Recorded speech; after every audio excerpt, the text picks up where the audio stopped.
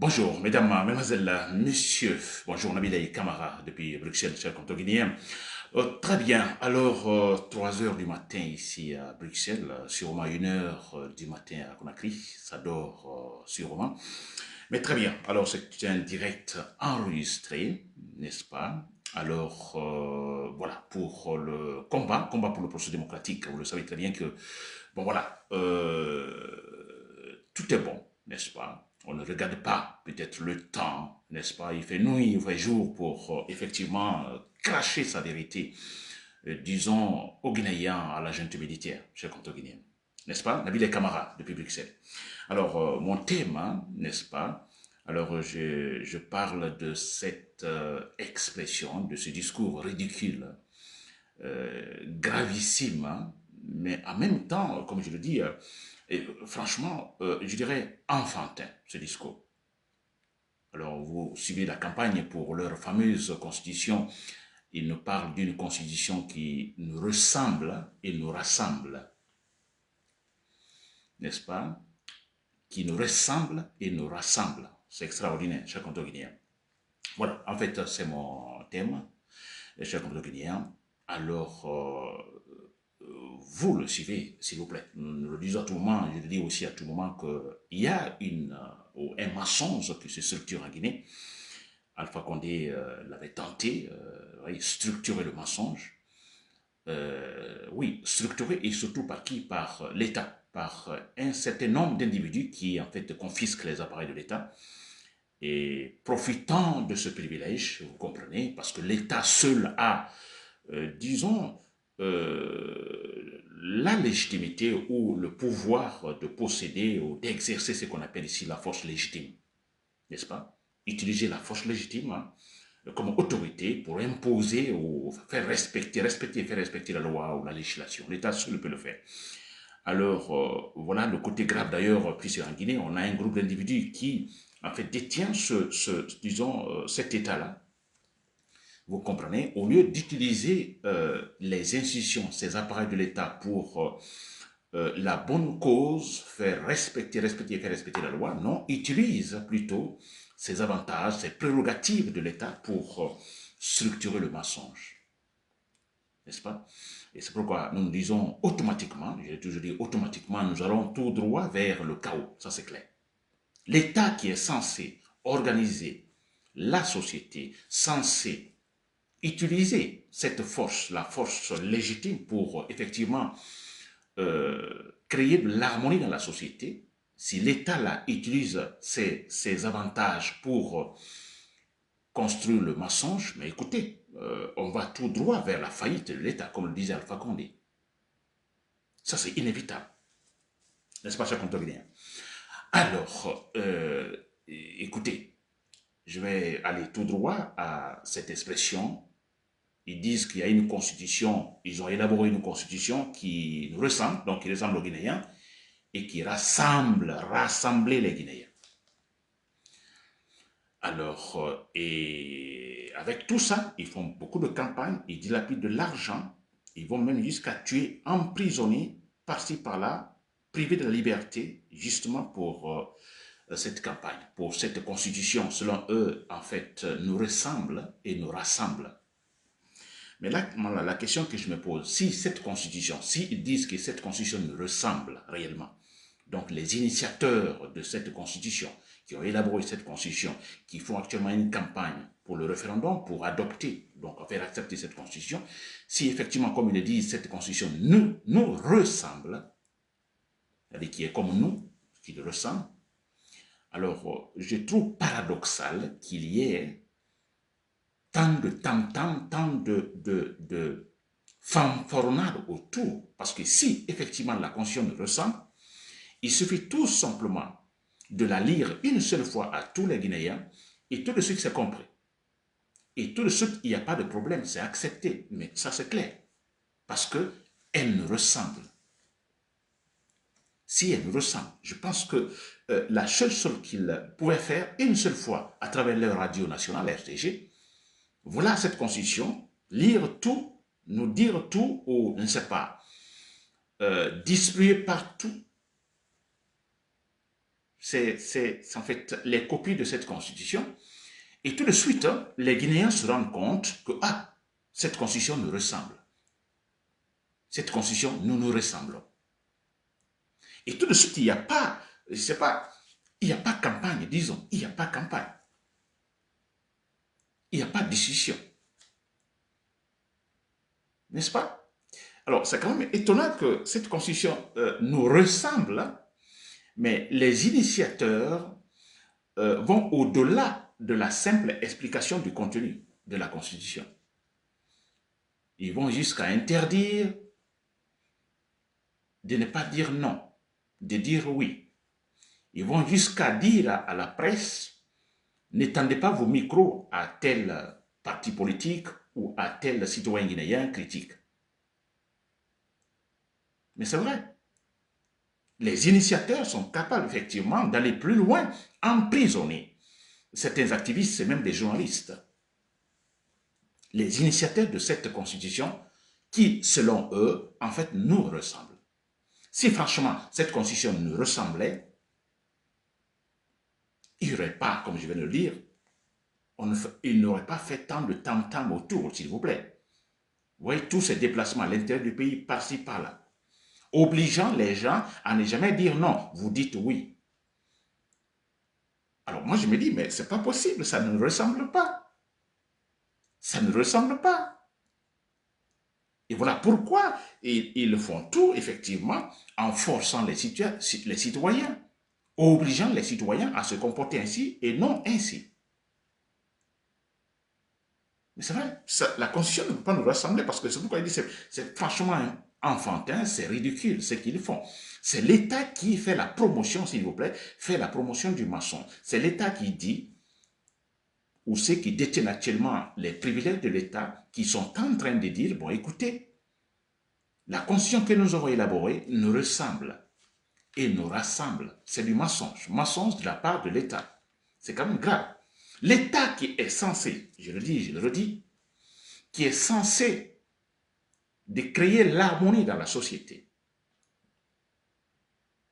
L'État qui est censé de faciliter, en fait, comme je l'ai toujours, la politique étant cette manière de la part des citoyens d'être ensemble pour atteindre un objectif donné, mais pour atteindre cet objectif donné, il faut des règlements, il faut des lois, il faut une administration, il faut l'État.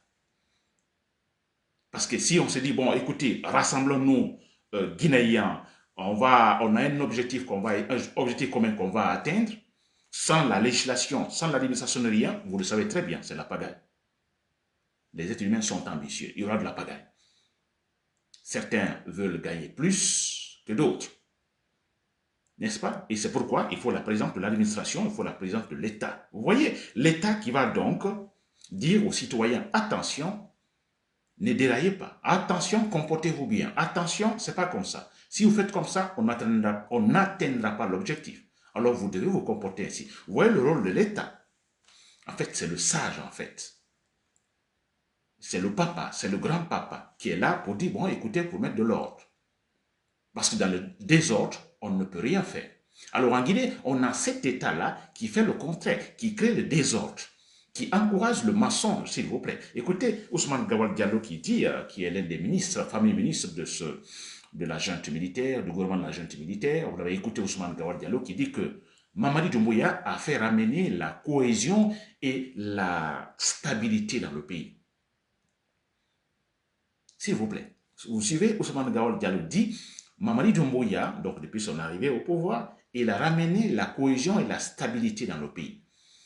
Est-ce que c'est vrai cela? Nous savons tous que c'est du mensonge. Et c'est un ministre, fameux ministre qui parle ainsi. Ousmane Gawal Diallo.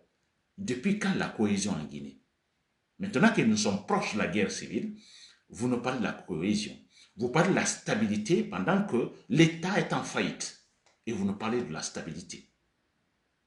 Vous voyez, chers compatriotes guinéens.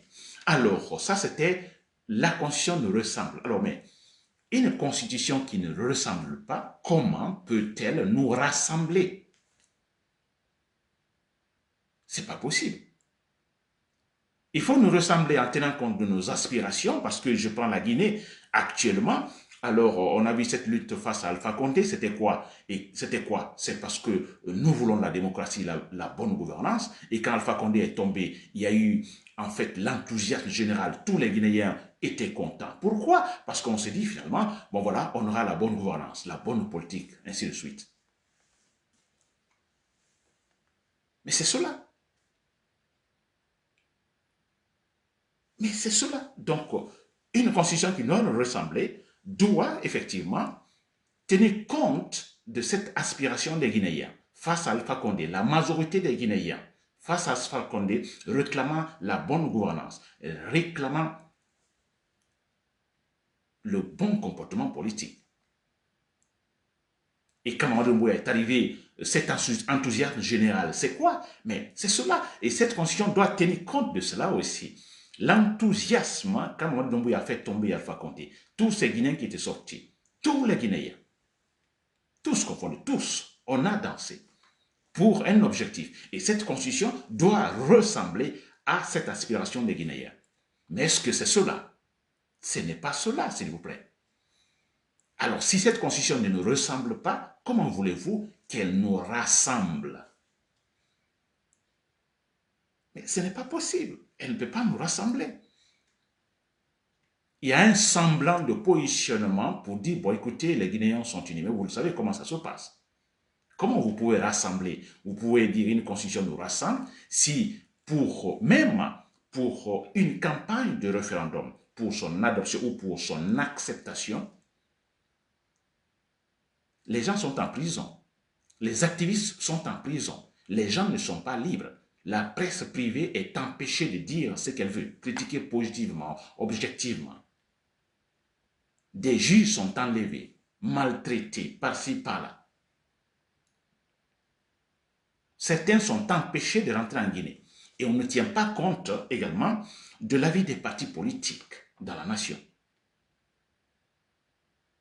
Mais comment pouvez-vous en ce moment parler d'une constitution qui rassemble les Guinéens? Mais s'il vous plaît, c'est du gros mensonge. L'État fait la promotion du mensonge en Guinée. Et la suite, c'est quoi? Mais c'est le chaos. On va tout droit vers le chaos, mais ça c'est clair. Et quand je parle de chaos, c'est une guerre civile qui est possible. N'est-ce pas? Mais il y a la frustration. Certains peut-être ne le montrent pas, même ceux qui dansent, vous comprenez, font la campagne, nous savons tous pourquoi ils sont tant animés. Juste remplir leur poche, c'est tout. Ou, en fait, s'attendant à des postes dans l'administration. Et les ministres qui font beaucoup de campagnes actuellement, et quand vous entendez Ousmane Gawad Diallo dire que Mamadou Doumbouya a fait ramener la cohésion, la stabilité, mais lui aussi, il a son objectif, c'est de rester là, il est ministre pour qu'il puisse continuer à occuper ce poste. Tous, c'est cela. Personne ne se bat réellement pour une vraie politique en Guinée, une politique qui ressemble et rassemble les Guinéens. Personne ne se bat pour ça. Tout, c'est du mensonge, chers compatriotes. Pour terminer. Alors, je ne finis pas sans m'adresser aux forces militaires, à l'armée en fait. Vous me suivez sûrement, cher patron de l'armée. J'ai toujours dit, et je vais le dire dans tous mes directs, la solution, elle est militaire. Vous voyez ce mensonge structuré par l'État? Vous voyez l'État détourné de sa vraie tâche? C'est grave. L'État doit dire aux citoyens, ne mentez pas. C'est ça l'État, ne mentez pas, ne commettez pas des crimes, ne violez pas les lois, ne commettez pas les délits. C'est ça l'État doit dire. Mais en Guinée, l'État dit, mentez, faites le crime, commettez des délits. C'est ce que l'État est en train de faire en Guinée. Chers patrons de l'armée, je pense que vous me suivez, vous êtes intelligents, vous êtes des colonels, vous êtes des généraux, vous êtes des capitaines, vous êtes même des caporaux.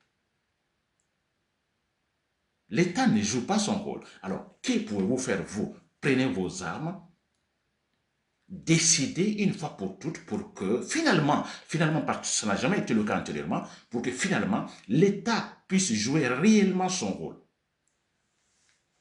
Dire la vérité. Dire la vérité, c'est d'ailleurs très peu, parce que l'État, je disais au départ que l'État seul est capable d'utiliser ce qu'on appelle la force légitime. Utiliser cette force légitime, entre guillemets, légitimement. Imposer l'ordre démocratique. Ça n'a jamais été le cas. Parce que dès le moment qu'un président décide de se maintenir au pouvoir à vie, là, c'est fini, il y a violation, rien ne va plus. C'est le mensonge qui vient après. Mais un président qui décide dès le départ, non, je respecte la Constitution, par exemple, j'ai un mandat, si les prochaines élections, je gagne 2 mandats et c'est fini, je me retire. Je vous assure, dans une telle situation politique, on s'éloigne du mensonge.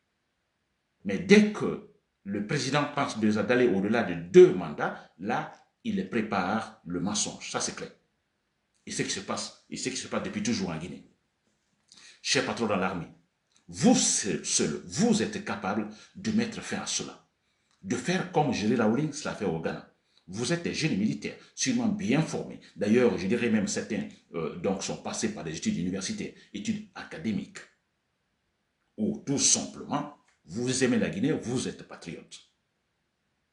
N'est-ce pas? L'objectif est noble. Imposer la bonne gouvernance en Guinée. Remettre l'État à sa place, là où l'État doit être. N'est-ce pas? Je pense que vous êtes capable de le faire. La Guinée vous attend, s'il vous plaît. Il est question d'éliminer tout simplement Mamadi Doumbouya. Lui, c'est un criminel.